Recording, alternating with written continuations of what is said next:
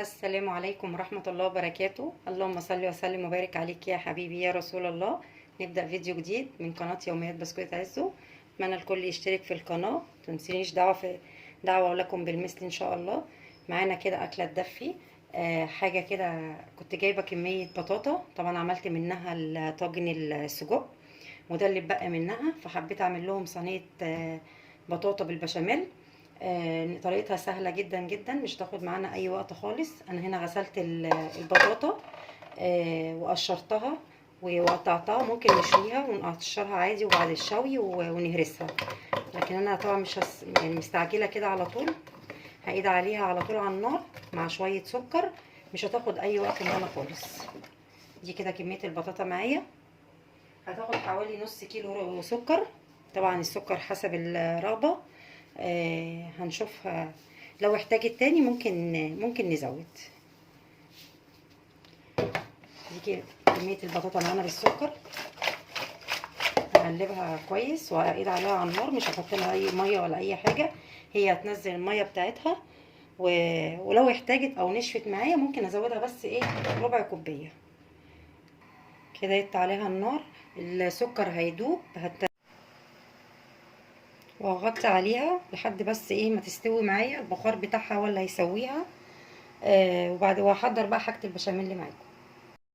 هنا كانت البطاطا خلاص استوت معايا، ودي الميه اللي طلعت منها، الميه مسكره، هزود بيها البشاميل اللي معايا. ولو احتجت سكر ممكن احط في البشاميل، لكن الميه مسكره معايا، مش ممكن محتاجش حاجه. وكده هرستها خلاص، ما خدتش 10 دقايق بالظبط على النار، وبعد كده هرستها وصفيت منها الميه اللي نزلت منها. نجيب صينيه او قالب، اي حاجه موجوده نحط فيها البطاطا. هجهز الصينيه وابدا اعمل بشاميل على طول. البشاميل اللي هعمله على البارد، طبعا سهرة الخميس ما تحلاش الا بحاجة حلوة، وحاجة برضو مش مكلفة.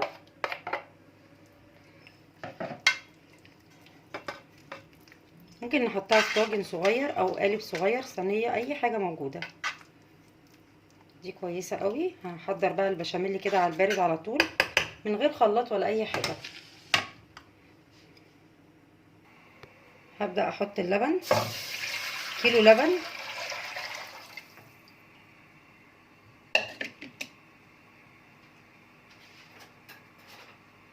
3 معالق دقيق، ومعلقتين نشا.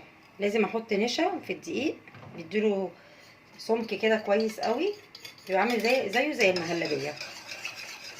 انا بعمل بشاميل على طول في الخلاط، لكن المرة دي هعمله كده على البارد على طول، كله على النار.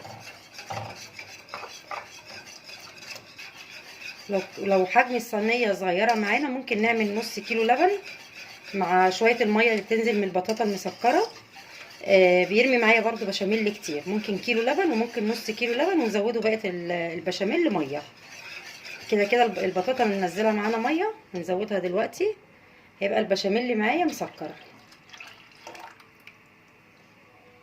وهدوقه برضو، لو احتاج حاجة، لو احتاج سكر ممكن نزود، بس هو كده معايا السكر كويس.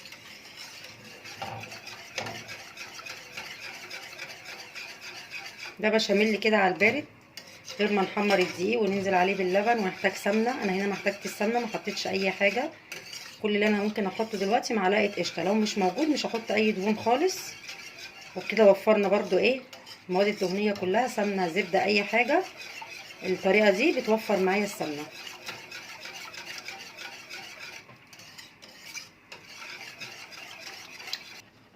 وبكده البشاميل كان خلاص كده خلص معايا، كريمي جدا، ولا مكتل ولا اي حاجه كده، ولا تقيل ولا خفيف، تحفه تحفه، جميل جدا وسريع، ولا في اي ماده دهنيه خالص.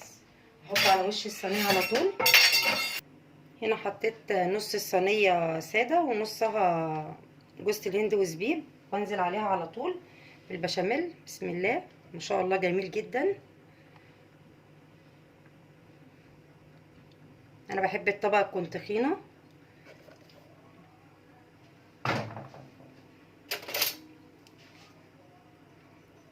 جميل قوي قوي قوي. اتعمل كده من غير خلاط ومن غير اي حاجه، ولا سمنه ولا اي حاجه، كريمي جدا.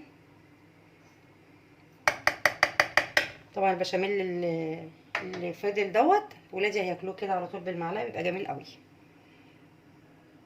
ودي معلقه قشطه كنت شايلاها من اللبن، احطها على الوش يحمر الوش معايا، بتبقى جميله قوي.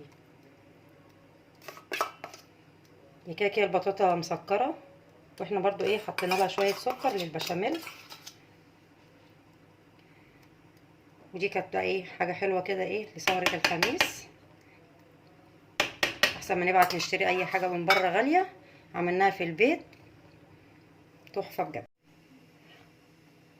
كده كانت البطاطا خلاص خلصت معايا، حطيتها بس ايه كام دقيقه كده تحت الشوايه هيت اللون. هي طبعا البطاطا معانا مستويه، فمش هقيد عليها الفرن، هقيد بس تحت الشوايه على طول تاخد اللون معايا. جميله جدا وريحتها تحفه بصراحه. هاخد كده حته من النص، هي كده سخنه طبعا معانا،